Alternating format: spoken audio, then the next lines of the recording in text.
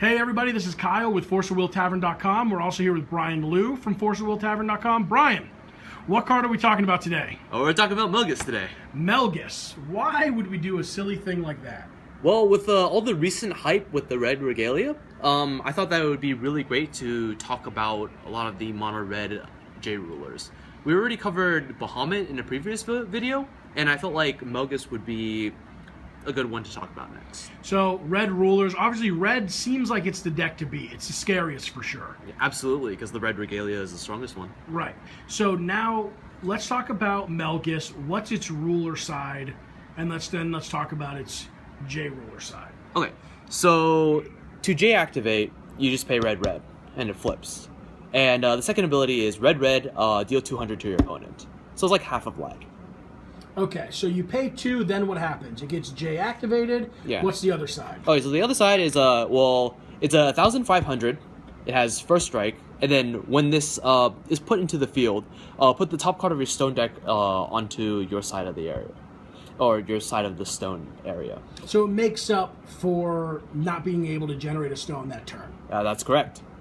So basically, what it is the opportunity cost of you flipping your J ruler. Which is to make a stone, is no longer existent for Melgis. Okay, so that's good. Now, what else does it do? Okay, so it has red, banish a magic stone you control. Magic stone or resonator. This card deals 300 damage to target resonator. So you can pay either 1 mana, presumably the one that you got from J activating in the first place, right, to do 300 to a resonator, or you can banish another resonator you control. Oh, you have to sack a stone or a resonator.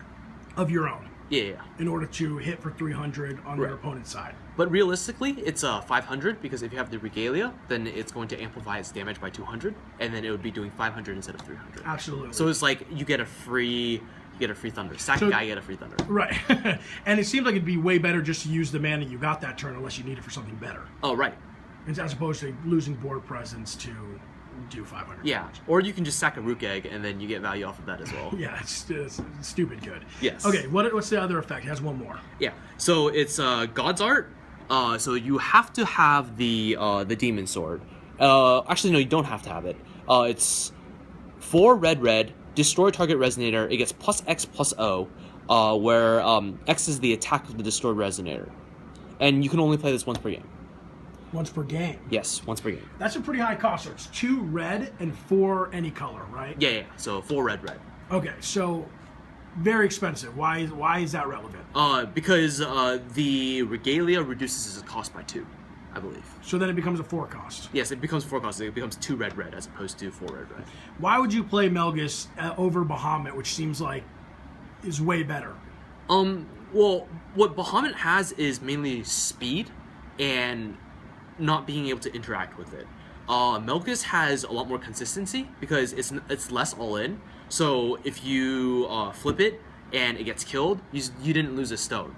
The problem with Bahamut is if you can deal with their whole entire early game, that is if you can deal with it, then they're just straight up dead. Whereas with Melgis, you still have stones and you can be doing stuff, and it's just a lot safer this way. Well, now let's talk about Melgis versus Cain, because you still get that stone advantage with Cain. Right. It seems like Cain might have a little bit of versatility than Melgis here, because you have something more you can do with your extra mana. Yes and no. So the first thing about Cain is that Cain doesn't give you the stone the turn you flip it. So you only get the stones afterwards. So if you still get a turn behind as opposed to being on curve basically. I see. Okay, that makes a lot of sense. So what do you think versus, let's just talk Cain versus Melgis. Which one do you personally like better? Throw out an opinion. I think that, wow, that's actually pretty difficult. But I think Melgis might win out just because of the synergy between the Regalia and Melgis. Because you can tap the Regalias to give Melgis imperishable. Yes. As opposed to having to banish it to give Bahamut or Cain imperishable. Right. Which comes into play because that Regalia is never leaving the field. Right. And you can use the other ones to generate more red will. And also the attack being 300 more is incredibly relevant as well, especially since both have first strike. So whichever has the higher attack is going to be significantly more powerful. I do like Cain because you can amplify the damage from Cain and deal 400 for each redstone instead of 200. But I think that this one's out because he also has an ability to, pay a red and do something. Right, that's true. Now, what about Melgis versus Bahamut? Ooh. Is flying what gives Bahamut the edge over Melgis? Or are we talking about just two very different rulers? I think it really does.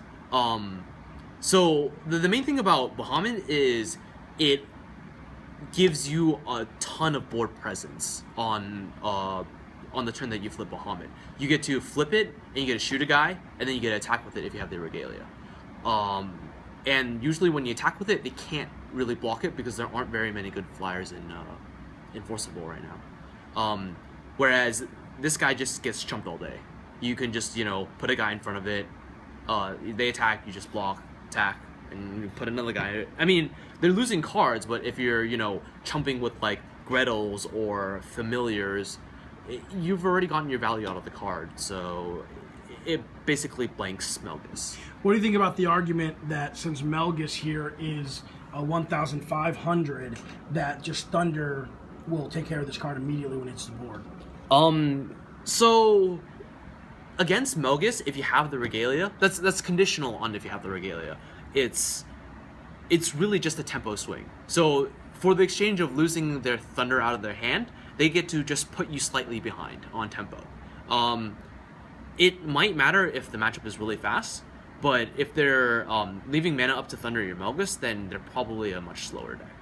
Yeah, that's a very good point. Yes. Any final thoughts on Melgis overall? How do you think he's going to impact the meta? What do you think? Have we really figured out the power of this card? What do you feel about it? I think it's really good because you can play it in sideboards of both Cain and Bahamut.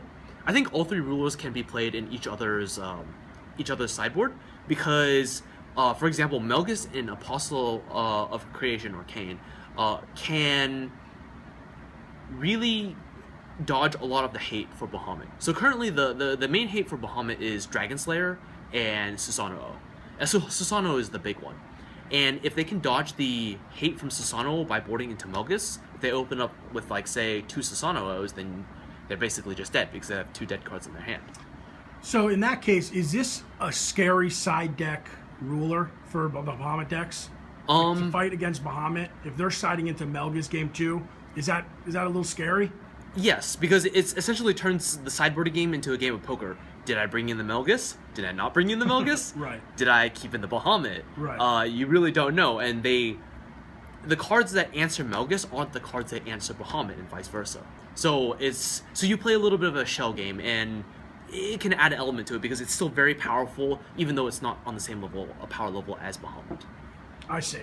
All right, well, great. Thank you, Bryan. Appreciate the time. Remember to like, comment, and subscribe. This time we were talking about Melgis, but let us know what you want us to talk about next time. We'll be covering a lot of different rulers. And, like us on Facebook, follow our website, and we will talk to you guys soon. Have a good one.